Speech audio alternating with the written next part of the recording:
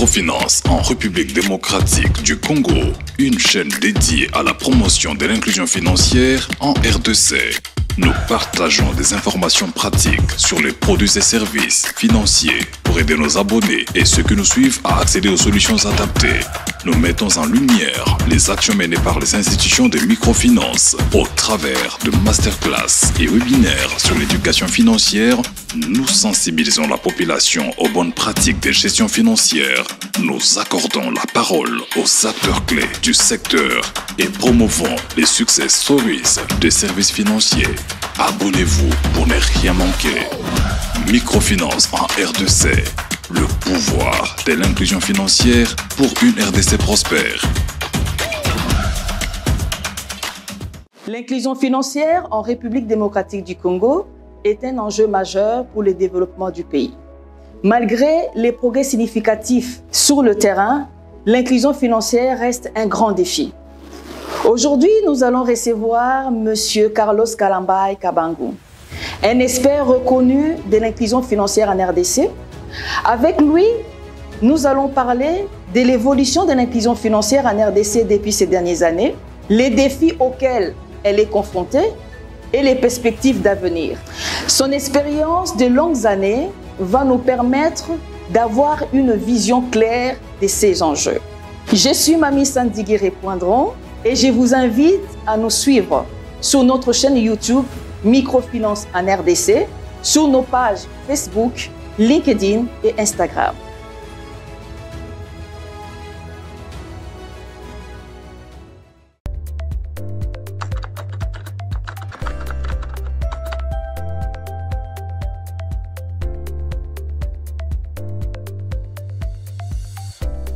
Bon, je crois que le terme, il est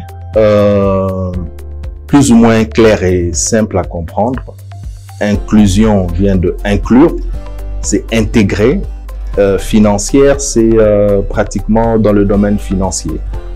C'est comment inclure le maximum de la population active dans tout justement la gestion financière d'un pays ou d'une entité. Pour mieux comprendre, il faut passer par l'historique. On a commencé avec des associations d'aide au développement, disons dans les années 90 où les écarts de la crise devenaient assez très aigus à la fin, disons, de l'empire qu'on appelait URSS avec la perestroïka en 89 et en 90. Les conditions économiques ont été très difficiles dans beaucoup de pays, surtout du tiers-monde, avec la cessation de la guerre froide. Et il s'est fait que le taux de pauvreté était très élevé. Alors on a vu beaucoup d'associations, beaucoup d'entités de développement venir en aide et créer des petites coopératives, créer des ONG d'aide au développement, intégrant tout justement cet aspect financier qu'on peut appeler certaines capacités financières à ces populations pour pouvoir se lancer dans soit les petits commerces ou des petites activités génératrices de revenus. C'est au début des années 2000 que Muhammad Yunus viendra avec une théorie assez brillante à partir du Bangladesh qui a été pratiquement cooptée par la plupart d'organismes et de pays, intégrant l'aspect de la microfinance, qui consistait pratiquement à des microcrédits aux populations à très faible revenu pour leur permettre d'entrevoir des petites activités génératrices de revenus. Et après les années 2005-2006, on a compris les insuffisances tout justement de cela parce qu'il a été difficile. Certes, cette politique a pu soulager un tout petit peu la misère et la pauvreté dans certains pays, mais à grande échelle n'a pas donné un coup de pouce au développement, aux indices de développement humain tels qu'escomptés. Ce qui est tout à fait logique parce qu'il est très difficile avec un capital de 100, de 500 $, d'estimer de développer un pays un jour. Et de là, on est pratiquement passé au niveau de ce qu'on a appelé la mésofinance, on a promu les petites et moyennes entreprises qui étaient beaucoup plus génératrices d'emplois. Et ce qui a semblé marcher, mais a rencontré aussi pas mal de défis par rapport à la structuration de ces entités, par rapport à leur capacité d'absorption de fonds, par rapport à leur gouvernance, par rapport à l'expertise dans certains domaines, mais aussi des contraintes socio-économiques de leur environnement de travail. Bon, de là, je pense que la notion d'inclusion financière a commencé à prendre de l'ampleur parce que l'aide financière n'était plus seulement axée sur le crédit, mais l'accès aux services financiers. Donc, on a un peu élargi, à partir d'une microfinance où on voyait plus les microcrédits et se développer vers une inclusion financière, c'est-à-dire donner accès aux services financiers qui vont au-delà même du crédit. Il y a l'épargne, il y a l'utilisation des comptes bancaires, l'utilisation des transferts, il y a pas mal d'autres types de prêts, de crédits et d'avances, crédit à la consommation y compris, beaucoup d'autres produits qui y sont. Et ainsi, jusqu'à ce jour, nous parlons de l'inclusion financière, tout en sachant, on en parlera plus tard, entre parenthèses, que cette inclusion a été boostée par les innovations technologiques, pour ne pas dire la digitalisation. Mais peut-être souligner que en RDC, je vous ai entendu parler de 14 ans, tantôt plus. Évidemment, la notion de la microfinance a commencé bien avant. Tout le monde connaissait ce qu'on appelait les bois qui s'accartent, mais qui était très informel et pas coordonné, ni suivi, ni supervisé par la Banque centrale. C'est à partir de 2010 qu'il y a eu la loi sur la microfinance, obligeant la plupart de ces institutions financières à pouvoir se formaliser et se faire agréer par la Banque centrale. Et quand on parle de 14 ans, tout justement, on prend la référence de la formalisation de cette activité, mais en RDC, c'est une activité qui a été portée beaucoup plus par des organismes de développement, les ONG, les ASBL, bien avant que cette loi sur la microfinance de 2011 soit divulguée.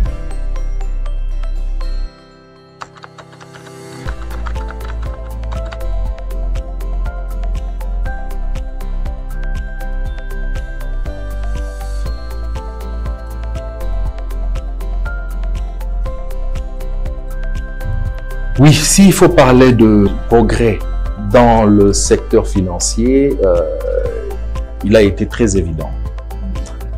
Je vous donnerai un petit exemple. Le secteur financier en RDC, par exemple, a été très sélectif durant plusieurs années, avant les années 2003. C'est-à-dire que l'ouverture d'un compte bancaire appartenait pratiquement à l'élite, et je dirais entre parenthèses à la haute classe moyenne en fait. C'était pas permis à tout le monde. Bon, au pire des cas, certains avaient la caisse d'épargne qu'on appelait Cadeco, mais beaucoup plus fonctionnaires et salariés qui avaient ce privilège d'avoir des comptes pour certaines entités publiques et privées parce qu'ils devraient recevoir leur salaire au niveau des comptes bancaires. Il y a eu certaines ONG internationales quand même qui sont venues, je prends le cas de Finca, Hope International, qui se sont installés, qui ont essayé un peu de révolutionner cela, et aussi à l'époque l'arrivée de la banque allemande de microfinance ProCredit.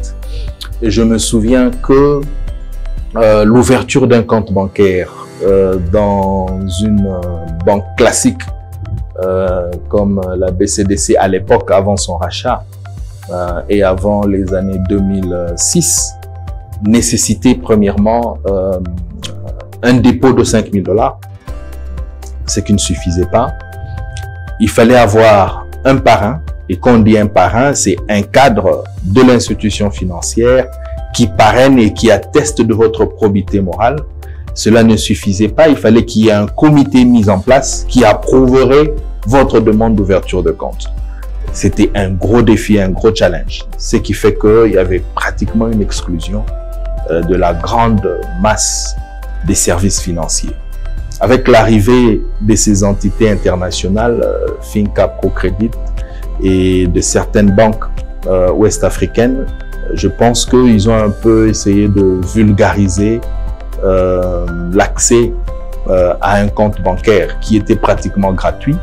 Mais non seulement ça, ils sont venus avec certains produits innovants comme les cartes bancaires, les distributeurs de billets. Je crois que cela a donné beaucoup plus de confiance. Et un point important à souligner, il n'y avait pas que l'offre de services financiers qui était minime, mais il y avait aussi une forte réticence de la population à pouvoir accepter et demander des services financiers suite aux différentes crises. Il ne faut pas oublier que au début des années 2000, le pays sortait des grandes crises. Entre 90 et 99, nous avons connu 2 phases de pillage, en 90-91 et puis en 93-92 quelque part. L'économie était à terre, mais aussi beaucoup de Congolais à l'époque zaïrois ont perdu leurs épargnes. Ce qui fait que la confiance au secteur financier était devenue, était vraiment tirée au bout du fil. Et à cela s'ajouterait un phénomène BIND que tout le monde a connu, il fallait déposer de l'argent. Il y avait beaucoup de réticences et les gens préféraient garder tout justement leur épargne sous leur lit ou matelas plutôt que de le déposer dans une institution. Il y avait une crise de confiance, une cassure complète par rapport au secteur financier. Et puis en 97, il y a eu encore la guerre d'entrée de l'AFDEL, ce qui a encore paralysé complètement le secteur et l'économie. Alors quand on voit au début des années 2000, ces institutions, la révolution a été faite, c'est qu'ils ont mis de l'avant le crédit plutôt que l'épargne. C'est-à-dire que la population avait accès à des petits crédits, des crédits de groupe, et l'épargne suivait après. Je pense que cela a créé un certain climat de confiance dans le chef de la population, en se disant, bon, s'il peut me prêter, c'est que il est sérieux et je peux y déposer un peu d'argent. Et c'est ce qui a un peu reboosté cette confiance. Et si on voit début des années 90 et mi des années 2000, l'évolution a été quand même considérable dans ce secteur.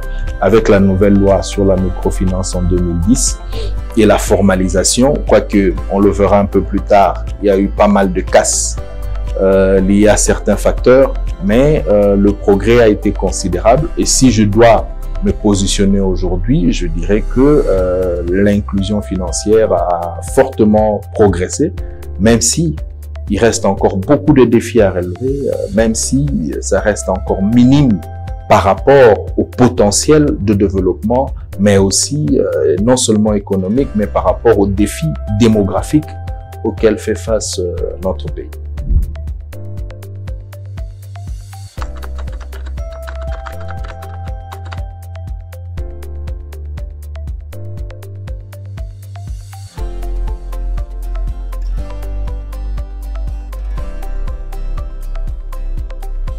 Je pense que les résultats restent un peu ambigus. D'une part, on peut dire que au niveau de la PME, j'ai quand même vu des PME qui, grâce aux institutions de microfinance, se sont fortement développées. Mais au niveau, par exemple, de microcrédit, je peux dire que là, on traîne encore les pas. Cela peut-être se redit au fait de la nomenclature et de la structuration même des produits financiers offerts à certaines franges de la population que j'estime n'est pas toujours répondre correctement à cette demande. Et je parlerai de mon expérience. Je crois qu'il faut faire une grande différence entre ce qui a l'aide financière et le crédit au financement. Je je crois qu'il y a encore une bonne partie de la population qui a besoin d'une aide financière. Et là, c'est l'apanage des organismes de développement, des ONG, des ASBL qui apportent des subventions à certaines activités qu'on dirait génératrices de revenus. Et d'autre part, nous avons aussi des micro-entrepreneurs qui ont réellement un besoin de financement comme fonds de roulement. Je ne pense toujours pas qu'on peut développer une activité avec $100, avec $200 sur le plan social. Parce que les défis sont énormes. Je pense que ce micro-entrepreneur a une famille, il a des enfants qui doivent être scolarisés. De par mon expérience, j'ai vu, il suffit qu'il y ait une petite toux ou un cas de décès ou maladie grave pour que le client se volatilise dans la nature et aggrave sa situation par rapport à avant son intégration dans le secteur financier. Là, c'est vraiment la ligne de démarcation à faire entre l'aide financière, l'aide au développement et le besoin en financement. Je crois que c'est là qu'il y a encore pas mal de défis à relever et je dirais c'est là que l'impact social de ces secteurs reste un peu mitigé entre positif et négatif. Je crois qu'il y a encore beaucoup, il y a du chemin.